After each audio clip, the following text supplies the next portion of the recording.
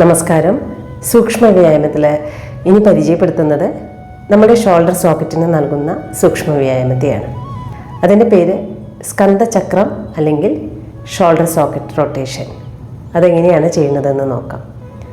നിവർന്നിരിക്കുക, കൈകൾ ഈ ഒരു പൊസിഷനിൽ വയ്ക്കുക, കൈവിരലുകൾ നമ്മുടെ ഷോൾഡറിൽ ടച്ച് ചെയ്യുക.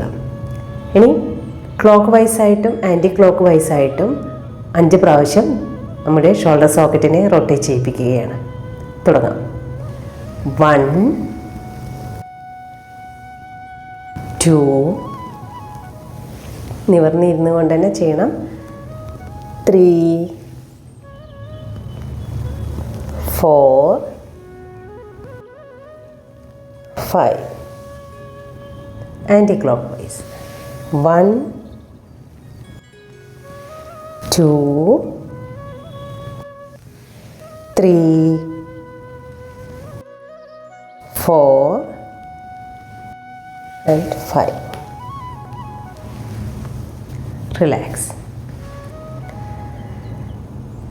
ഷോൾഡറിനെ തളർത്തിയിടുക. ആ ഭാഗത്തുള്ള മസിലുകളും ജോയിൻറ്റും ഒക്കെ തളർന്ന് വിശ്രമിക്കട്ടെ. കണ്ണ് തുറക്കാം.